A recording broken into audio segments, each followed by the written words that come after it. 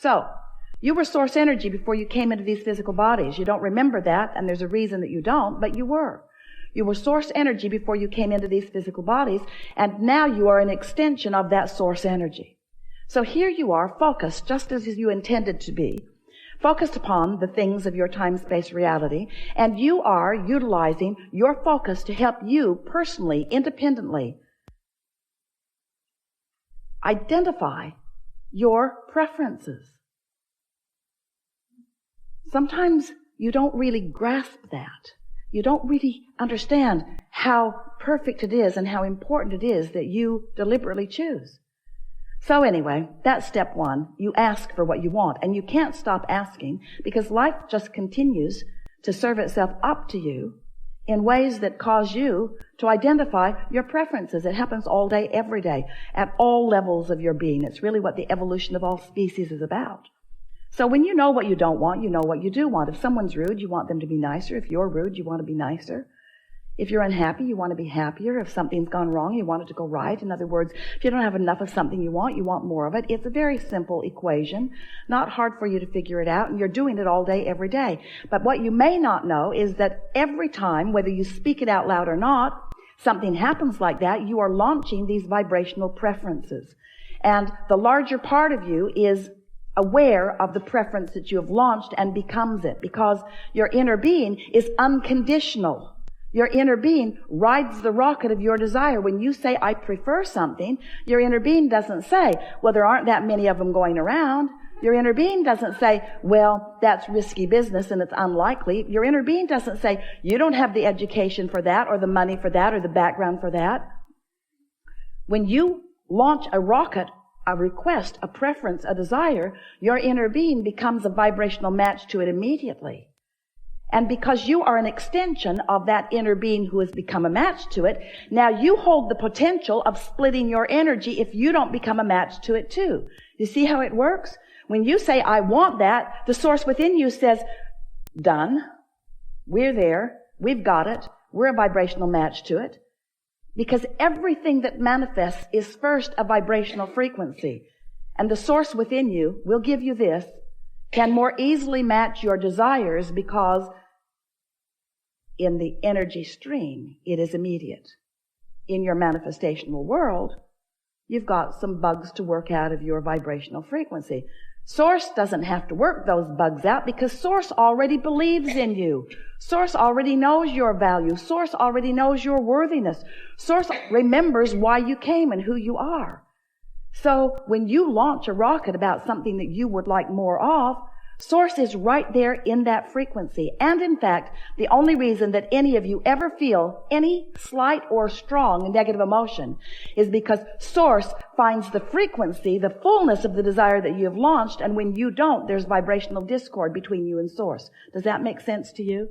If there were ever a way for you to understand that Source exists, it must be in your emotional awareness. Because if there were not someone keenly interested in you and holding a vibrational frequency about you, then you could think anything you want and you would feel no vibrational variance. That's something really to think about. When you feel negative emotion, it always means the same thing. You've got a different opinion about this than Source has about this. And that's something else we really want you to hear. Source does have an opinion about this and this and this and this. Now. Source adores you. When you're mad at yourself, you've got a split going on. There's a gap widening.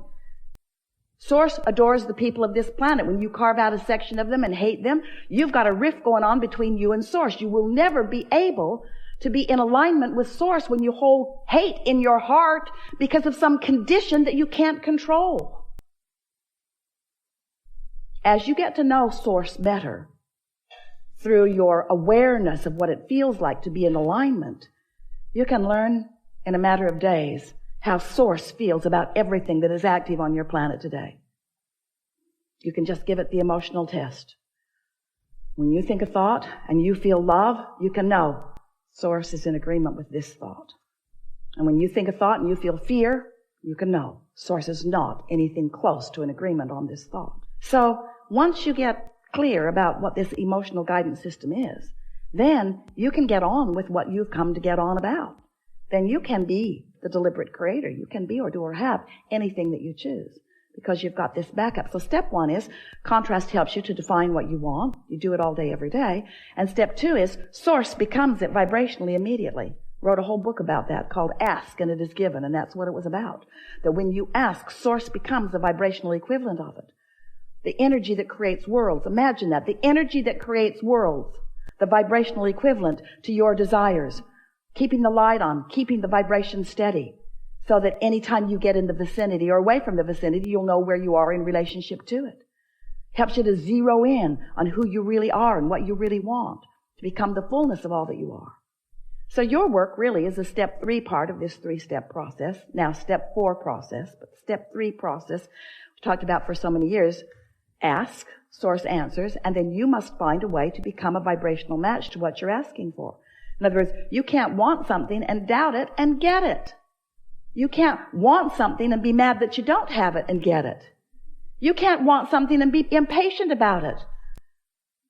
The flight attendant said, "Thank you for your patience." And Esther said, "You're confused about who." You must be talking about the previous flight because no patience happening here. You can tell by the way you feel whether you are in alignment or whether you are not. So, we are eager to talk with you about anything that matters to you. We're going to help you to find some ways, if you want them, to line up easily with who you are and what you want. In some ways, some of the things that we will suggest today, you will stubbornly protest against a little bit because it's just going to seem too simple. And some of the things that we're going to say to you and promises that we're going to make to you, you may even doubt a little bit because they're just words that sort of kind of make sense and maybe you feel resonance with them, but you haven't had the manifestational evidence in your life yet about it. But we know that with just a little bit of listening and a little bit of resonating and a little bit of awareness and then a little bit of focusing, that you will find manifestational evidence about everything that we talk about here today. You're going to know precisely how your thoughts become the reality that you are living, so that not only you are aware of it, but others who are observing you as well. So as we've been talking to you about launching these rockets of desires, we also wrote a book about where they go. We called it the Vortex. It's this vibrational reality. It's this vibrational reality that you cannot yet see or hear or smell or taste or touch. You can feel it emotionally. Well, that's just annoying to people. We spent a lot of time trying to talk you into getting into the vortex where everything you want is. And you were very nice to us. No one ever got up and left the room. Well, just that one guy. But you were interested about the vortex, but you began saying things like, "Okay, so my fortune's in the vortex, Abraham. I want it to come out of the vortex and into my bank. Because it's nice knowing that I've created realities that I can't see yet, or that others can't see, but really, how long can this go on? How long do you think you can keep me hopeful about things that aren't tangible?" And we say, it was never your intention to come and live without the tangibility. You are in a time-space reality where you can measure your existence through your manifestations. We just want you to understand that if you've got a vibration going on that is keeping you from being a vibrational match to what you want, the manifestation that you want cannot come. And you wouldn't want it to. You wouldn't want it to. So then we began talking to you about, so here's all of this vibrational reality, and you're going, yeah, we accept it, get on with it. How do I get it into my reality where I can see it, where others can see it? And so we began talking about your point of attraction. For a while we called it a grid. It's your point of attraction. It's like the framework of who you are, looking for different ways to help you feel the reality of your point of attraction. Your point of attraction, where you stand. And mostly it's about how you feel right now. How do you feel right now? What's your mood? What is the mood that is swirling around you? Because your mood is the best indicator that you have to let you know what the vibrational atmosphere is that you've got going on. And your vibrational atmosphere matters because it is your point of attraction. How you feel, your mood, the thoughts you're thinking, the beliefs you hold, what's going on, the conversations you have, how you move in the world, how you feel in the world, what you're doing now. Right now, you have a relationship with your vortex. Right now, you have a relationship with your vibrational reality. And the question that we want you to ask yourself is the relationship that you have with something that's in your vibrational reality, in your vortex, is the relationship you have one of holding it away? And you can tell by the way you feel whether you are holding it away or whether you are allowing it in. You can also tell by whether it's coming in or not. We're not asking you to just hold yourself in this emotional state of being and just take our word for it. What we're saying to you is take our word for it, hold yourself in the emotional state of being, and watch the evidence move from your vibrational reality into your reality until before long you will have such confidence in your ability to manifest anything that you desire, because you will have discovered what kinds of things you've been doing that have been preventing the things that you want from coming easily. And we can tell you in a very succinct, nutshell kind of a sentence what it mostly is. Your observation of the conditions that exist now are the reason that you keep repeating a pattern that holds away the things you want. It really is that simple. You got to change the way you look at things. You got to reorient yourself. You've got to become more vibrational interfacing. You have to trust the way you feel. You have to accept that you have guidance. You have to accept that your guidance is always leading you toward what you want. And you have to be aware of when you're moving toward what you want and when you're not moving toward what you want. And you have to accept that the emotions that you hold are the indicator of whether you're moving closer or further. You can just tell. You'll get so good at this that you'll be in the middle of a conversation and you'll stop talking right in the middle of it because you'll realize that you're moving away from what you want rather than toward what you want.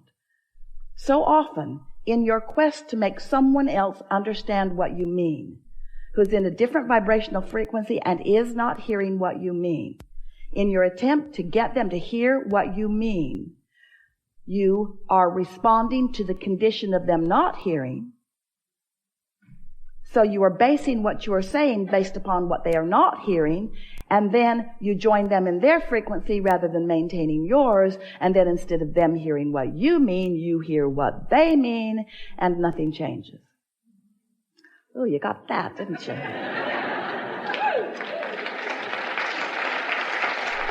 So, let's just start talking about some stuff that's important to you, and let's make everything that we said just now more tangible for you. We want you to feel your thoughts becoming manifested. We want you to feel the movement of the vibration into awareness, into emotion, and then into see it, hear it, smell it, taste it, touch it, tangible, manifested stuff, just like you intended. You're not here just to accumulate stuff, but you are here as a masterful creator. You're here to mold the energy. And how your life is playing out is evidence of how you're doing. We have enjoyed this interaction immensely.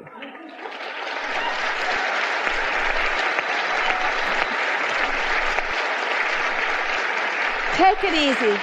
Be easier about everything. Be more playful. Have more fun. Sleep more. Do more things that feel good. Pamper yourself more. Do things that are more feeling in nature. Get out there where the gardens smell good and look at the ocean that looks good. Do more things that just make it easy for you to feel good in the moment.